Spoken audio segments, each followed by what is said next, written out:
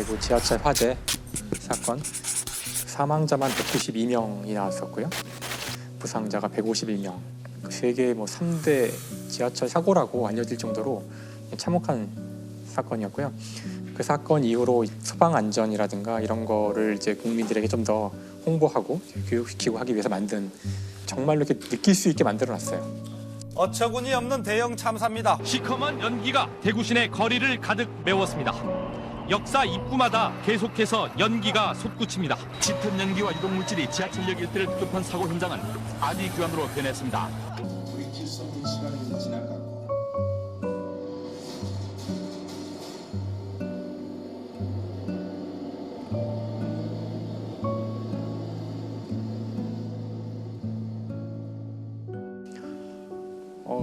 그때가 기억이 아직도 나는 것 같은데 2003년이죠. 2003년 2월 18일 오전 9시 53분이라고 그러더라고요. 지금 갔다 와서 좀 생생하게 숫자들이 막 머리에 떠 있는데 네, 이런 엄청난 인명피해를 일으킨 방화 용의자는 자신의 신병을 비관한 50대 남자였습니다. 정말 이상한 사람이죠. 본인의 어떤 심정 비관으로 자살을 하려고 마음 먹은 사람인데 혼자 죽을 수 없기 때문에 다 같이 죽기 위해서 인화성 물질을 가지고 지하철을 탄 거고요. 가장 번화한 중앙로역에 열차가 섰을 때 거기서 불을 붙인 거죠. 근데 이게 워낙 인화성이 강한 물질이라서 그 기관사가 내려서 이제 꺼보려고 했으나 실패를 해요. 그래서 실패하고 도망갔고요. 다른 승객들이 이제 119에 신고를 해서 상황실에서 알게는 됐고요. 여기까지는 거의 인명피해가 별로 없었는데 문제는 또 다른 열차가 이 역으로 들어오고 있었던 거예요. 반대편에서. 근데 여기서부터 이제 수많은 문제점들이 생겨요. 그러니까 이제 중앙 통제소에서 잘 상황을 파악을 못했고요. 열차가 들어가면 안 되는 상황인데 조심해서 들어가라고 이제 연락을 하게 돼요. 정화로역 진입시 조심히 운전하도록 하시기 바랍니다. 지금 화재 발생됐습니다. 그래서 일단 열차는 들어오게 되고요.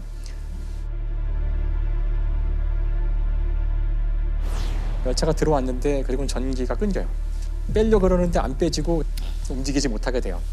그러니까 아주 혼란스러운 상황인데 계속 이제 방송으로는 그 자리에 있으라고 곧 조치를 취할 테니까 승객들은 자리에 있으라고 우리가 많이 듣던 얘기죠. 이거 뭔 말입니까? 깜깜하니까 빨리 좀 들어주세요. 예. 렌즈 찍입니까? 어떻게 합니까? 좀 단전자가 잘 모른 줄 아시나? 예. 일단 방송을 하시고요. 예, 일단 걱정됐다가 다른 그래도 엉망입니다 지금. 좀 침착하게 하세요.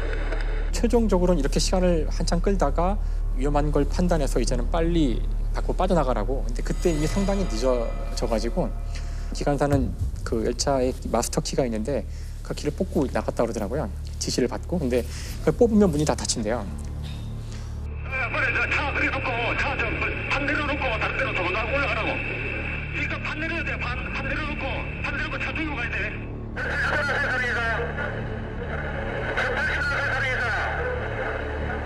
당시에 수동으로 지하철 문을 열 수 있다는 사실을 아는 사람이 거의 없었고요. 그래서 근데 대부분의 칸들은 문을 열지도 못했고 전동차 1085의 나머지 객차 3량은 출입문 12개가 모두 닫혀있는 상태였습니다. 그 당시에는 그 안에 수많은 인화물질로 가득한 열차 시트도 그렇고 바닥도 그렇고 가연성으로 돼 있는 것들이 많았고요.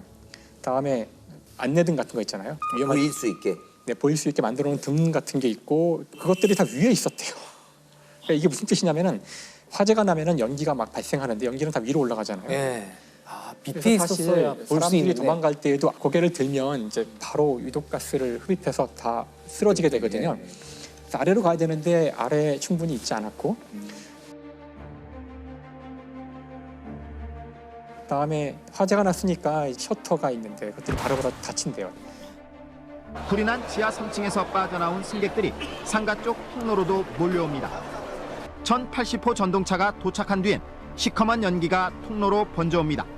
그리고 방화벽이 닫히면서 지하철 역사와 상가는 완전히 차단돼 대피 통로가 막혀버립니다. 다치면 죽을 거 아니에요. 그래서 이제 어떻게 됐냐면은 다쳐도 옆에 문이 있어요. 문이 있다는 사실 아셨어요? 저는 지금 우린 지금 화재가 난 이 사건 뒤에도 잘 모르잖아요. 근데 그 와중에 사람들이 문이 있다는 것도 모르죠. 거기서 수많은 사람들이 죽었대요.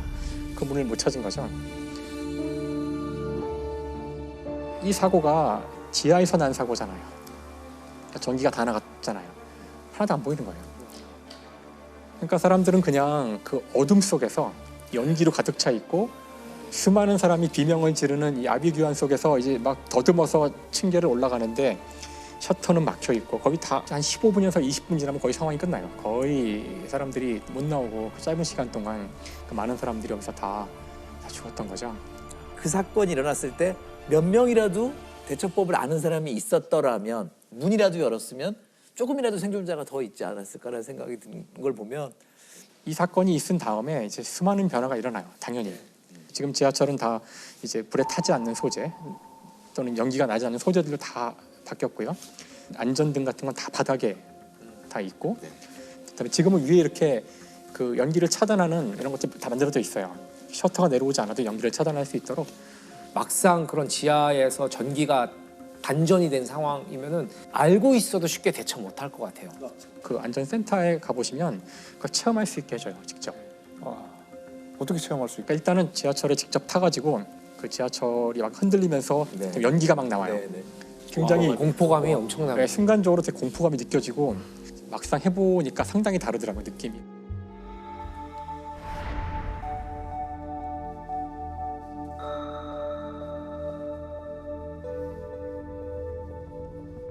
자, 이게 방화 얘기를 해야 될 것 같아요. 누가 왜 불을 질렀나? 그러니까 이제 김대현이라는 사람이죠. 김대한. 그러니까 뇌졸중 증세가 있어가지고 굉장히 이제 비관을 하고 우울증에 빠지고 그래서 자살을 기도하는데, 그리고서는 정작 본인은 자살을 한 게 아니라 현장을 도망쳤어요. 도망쳐가지고 승객들이 무언가에 크게 놀라고 이내 앞다퉈 달아나기 시작합니다. 곧이어 전동차에서 연기가 피어오르고 온몸에 불이 붙은 방화 용의자 김 씨가 밖으로 뛰쳐나옵니다.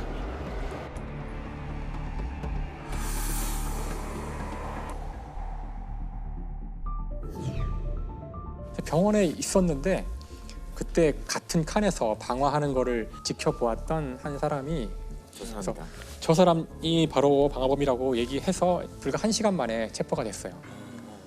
자기 혼자 죽는 것보다는 많은 사람들이 있는데 가서 불을 내어 같이 죽어야 되겠다 하는 생각을 하고. 그러니까 이런 심리는 도대체 어떤 걸까? 방화가 이제 4대 강력범죄 중에 하나인 게 본인의 생명만 위협할 뿐만이 아니고 다른 사람까지 이렇게 위험에 몰아넣을 수가 있잖아요. 근데 방화라는 거는 표출적인 범죄거든요. 평소에는 사실은 굉장히 억눌려 왔다거나 소심하다거나 그러니까 사회에 불만이 많았지만 그거를 표출해오지 못했던 사람들이 불을 지름으로써 쾌감을 느끼는, 그 현장을 보고 있을 확률도 되게. 그래서 그걸 지켜보고 있다는 거예요. 아마 그래서 본인의 생명이 이제 위협받는다고 판단했을 때 그 현장을 떠났을 거라고 생각해요. 저번에 여관에서 신병을 비관한 마포에서 거기서 이제 불을 지르고 자기는 그게 그 순간이니까 또 너무 무서운 거예요. 그래서 역시 자기만 빠져나오고 많은 사람들이 희생된 사건이 있었잖아요. 모텔 투숙자가 자기 방에 불을 지르는 바람에 2명이 숨지고 9명이 다쳤습니다. 주인한테 술을 달라고 했는데 주지 않았다는 게 이유였습니다. 이 남성은 불을 지른 뒤 근처 편의점으로 도망간 모습이 포착됐습니다. 배가 아프다며 119에 응급조치를 요구했고 자신이 불을 질렀다고 털어놨습니다. 사실 저는 이렇게 숭례문 방화 사건 같은 경우에 거의 불타는 게 현장 중계가 됐잖아요. 근데 그게 굉장히 충격을 많이 받았거든요. 우리나라 국보 1호 숭례문에서 불이 났습니다. 불은 40여 분이 지난 지금까지 완전히 진화되지 않고 있습니다. 2시간 반이 더 지난 상황인데요. 아직까지 불길은 잡히지 않는 것으로 보입니다. 숭례문 2층 누각에서 연기가 피어오르기 시작합니다. 이어 약 30초 후 방화범으로 추정되는 인물이 화면 바깥으로 사라집니다. 내 순간적인 감정으로 없어지니까. 그렇지만 사람 인명 피해가 없고 이거 문화재는 재복원하면은. 그러고 나서 복원이 안 된 걸 보고도 사실 굉장히 충격을 많이 받아서 사실 이 지하철역 사건도 그렇고 그러니까 죽으려고 했는데 혼자 죽긴 너무 억울했다. 사실 저는 많이 들었거든요. 그러니까 방화뿐만이 아니고 공격성이 이제 본인을 향하는 게 아니고 바깥으로 나가서 이제 사람을 살해하거나 불을 지르거나 이런 범죄자들이 사실 꽤 있어요. 이 김대한 씨 같은 경우에는 참여나 이런 거를 했을까요, 법정에서? 그러니까 그 후 소식이 좀 궁금하기도 한데. 뭐 재판 과정에서는 계속 오락가락 얘기를 그래서 1심에서는 사형 선고가 내려졌는데 2심에서는 이제 무기징역으로 감형이 됐고요. 김 피고인의 심신 상태가 온전하지 않고 잘못을 뉘우치고 있다는 이유에서입니다.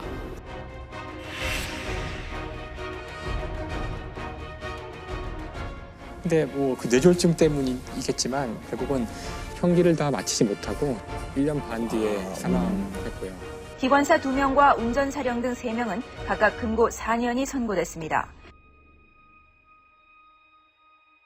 그러니까 이게 사실 방화 사건이잖아요. 고의로 저지른 건데 그 과정에 많은 오류들과 이런 것들이 합쳐져서 사고의 성격도 이제 같이 띠게 된 거죠. 아무도 예상 못한 결과. 그렇죠. 예.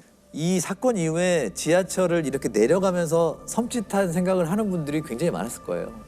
그 지하철이란 단어가 그 이후에 사람들한테 굉장히 이제 좀 트라우마적인 단어가 돼가지고 여기는 지하철이라는 단어가 그래서 이제 대구 도시철도라고 돼 있고요. 저는 그때 이 단어 처음 들었거든요. 외상 후 스트레스 장애, 트라우마. 그때 공포감을 느낀 분들이 거기서 못 벗어나는 거. 지하철 타기 어려워지고. 거기 가보면 그 이제 사망하신 분들이 그 짧은 시간 동안 가족들한테 막 보낸 메시지나 통화 내용 같은 게 있거든요. 굉장히 이제 가슴에 상처로 안고 살아가시는 것 같더라고요. 그걸 직접 겪으신 분들이나 뭐 대구 지역에 계셨던 분들도 그렇지만 그 장면을 뭐 TV로 보거나 거기에 대한 뉴스를 들으시는 분들 외상이 굉장히 심할 수 있을 것 같아요. 근데 사실은 지하철이 생긴 지는 우리 중학교 때도 시청역이랑 있었잖아요. 네. 그러니까 20년이 넘었는데도 이 지하에서 이런 류의 사건이 생길 거라는 상상을 됐죠. 사건이 나고야 사실 만약에 또 그런 재난 상황이 발생했는데 안내 방송으로 움직이지 말고 제자리에서 기다려라 했을 때 나는 진짜 어떻게 할 것인가. 그렇죠. 근데 사실은 그게 정답이거든요. 원래는. 그렇죠. 그러니까 정상적인 상황에서는 그 많은 사람들이 한꺼번에 움직이는 순간 오히려 더 위험해지기 때문에 그 자리에 있는 게 원래는 맞아요. 사실은 우르르 사람들이 몰렸기 때문에 참사가 나는 걸 너무 많이 영화에서도 보고. 1942년 미국에서 또 있었던 큰 참사 중에 하나가 이제 코코넛 그로브 화재 사건이라는 게 있어요. 굉장히 많은 사람이 모여서 막 춤추고 놀다가 화재가 일어난 거예요. 들어가는 입구가 하나 있었는데 그 입구가 회전문이에요. 회전문. 그 많은 사람들이 한꺼번에 도망쳐 나오면서 회전문에 몇 사람 안 지나서 딱 걸린 거예요. 그리고 다 갇힌 거죠. 근데 이 사건 이후에 이제 미국의 법이 생겨요. 우리도 마찬가지인데 모든 회전문에는 양쪽에 미는 문이 반드시 있어야 돼요. 유사시에 튀어나올 수 있도록 돼 있는 거죠. 그 자리에 가만히 있으라는 것이 사실은 정답이고요. 그렇게 한 상태에서 질서 있게 딱딱 안내를 해줘서 탈출을 해야 그나마 많은 사람이 살 확률이 커져요. 근데 이때 이제 우왕좌왕 나오다가는 굉장히 위험한. 저는 지금 화재가 나도 안전장치나 뭐 이게 설명 다 돼 있어도 나는 자신이 없어요.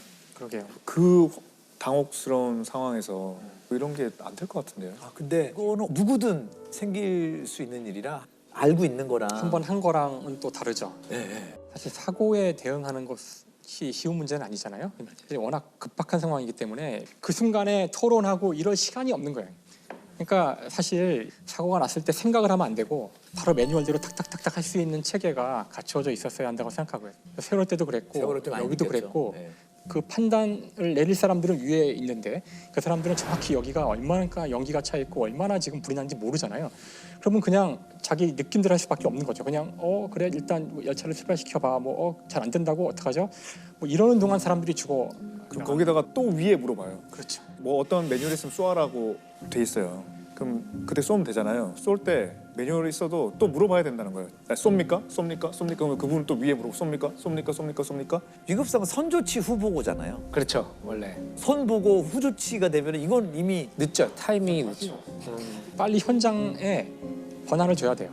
잘 모르면 그 사람이 통제하면 안 되고 그 상황을 가장 잘 아는 사람한테 그 통제권을 넘기고 일선 책임자에게 권한을 많이 주자. 네. 근데 이제 그 사람도 시달리는 거잖아요. 괴롭게 계속 너 잘못한 거 아니야? 그렇게 했음에도 불구하고 그렇죠. 예, 그런 관료 체제에서는 항상 책임이 그냥 항상 묻게 돼 있어요. 그래서 거의 시달리다 보면은 처벌 안 받더라도 거기 조사받는 게 너무 힘들어서 어떻게든 그걸 안 하려고 그런 거예요. 그러니까 사실은 그게 이렇게 사람을 죽이는 거라고요. 우리가 지금 계속 안전 불감증, 뭐 구조적 문제, 뭐 우리 체제 이런 얘기를 할 때 이게 핵심은 바로 그거거든요. 그럴 때 이 사람한테 책임을 묻지 말아야 되고, 그럴 때 확실한 권한을 주고. 그렇죠. 매뉴얼대로 했다면은 그건 최선을 다한 거니까 자꾸 위에 물어봐야 되지 않아야 된다는 이 당연한 원칙이 세워져야지만 이런 문제가 안 생기죠. 시스템과 매뉴얼이 확실하게 좀 딱 정비가 됐으면 좋겠다. 저희 뇌리에도 딱 있었으면 좋겠다라는 생각이. 자, 근데 옛날에 대관령 갈 때 좀 귀가 먹먹해지지 않았어요? 맞아요. 그리고 그때 이제 그 이 대관령이나 이런 데 올라갈 때 보면은 되게 좁은 도로인데 우리 눈에는 절벽이에요. 맞아요. 저희한테 강원도의 느낌은 산지, 험준한 산지가 많다 보니까 이 산불 얘기가 굉장히 그 산불이 굉장히 많이 나던 시기들이 있잖아요. 최근에도 언제였죠? 2019년인가? 그 양양 이쪽 고성 이쪽에 또 불이 크게 나가지고 강원도 고성에서 불이 시작된 건 어제 저녁 7시 20분쯤. 불은 강한 바람을 타고 인근 산으로 옮겨 붙었습니다. 평온했던 도시는 순식간에 전쟁터를 방불케 했습니다. 산불이 많이 났던 기억도 있고, 그래서 또 방화 얘기도 많이 나오는 것 같아요. 그 산에다가 일부러 불을 지르는 사람들 살림 방화범이라고 하는데 보면 몇 가지 특징이 있더라고요. 굉장히 위험한 특징이 영웅주의형인데, 그러니까 본인이 산에 불을 지른 다음에 본인이 신고를 하는 거예요. 자기가 신고를 하고 자기가 그 진압 과정에 도움을 줘서 마치 그 현장의 어떤 영향력이나 어떤 영웅으로 추앙받는 이런 거를 즐기는 방화범들이 있더라고요. CSI들이 이 사람들을 찍어서 계속 나타나는 자가 있어요. 분명히 범인의 그렇게 해서 체포하는 사례가 굉장히 많았어요. 근데 방화범들이 진짜 위험한 게 그다지 죄의식이 없어요. 이게 자기는 그냥 불을 지른다고 생각을 할 뿐이고 계속적으로 계획적으로 그런 행위를 하더라고요. 그래서 예전에 울산에 봉대산 불다람쥐라는 연쇄 방화 사건이 있었어요. 94년부터 2011년에 잡혔거든요. 그래서 집계된 것만 총 96건 연쇄 방화를 저질렀어요. 울산에서 방화로 보이는 산불이 났습니다. 올겨울 들어서 벌써 5번째입니다. 어제 오전 8시쯤 울산시 동구 봉대산에서 발생한 산불은 건조주의보 속의 강풍을 타고 순식간에 산 전체로 번져 임야 3만 제곱미터를 태웠습니다. 그거 분석할 때도 지리적 프로파일링 적용해가지고 상당히 그 압축했었어요. 지역을 압축했는데 이제 그 인근 아파트를 서성거리는 게 잡혀서 결국 이제 덜미가 잡혔죠.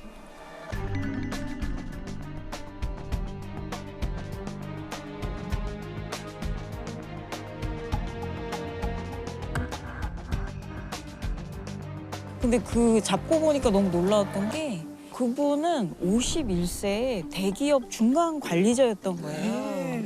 그래서 그 주변에서 대인관계 굉장히 좋고 성실하고 이런 분으로 알려졌었는데 그분이 이제 불다람쥐였던 거죠. 그래서 왜 연쇄적으로 불을 질렀냐고 물어보니까 본인이 가정 생활이나 이런 스트레스를 받을 때 계속적으로 이제 불을 질렀고, 저는 약간 이분이 무서웠던 게 일부러 산림조사원이라는 분들과 친해져서 수사 상황이나 이런 거를 체크하고 듣고 계속 이랬다. 더 악랄한 거네요. 네네.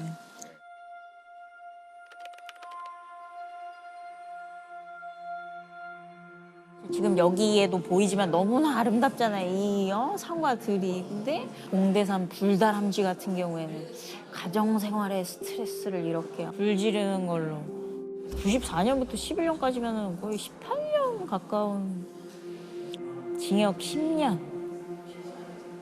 불을 지른 시간만도 사실 되지 않는 건데. 그러니까 평소에는 좋은 인상을 유지하고 이제 그런 걸로 본인 스트레스를 푸는 두 얼굴 이런 게 이제 무섭죠.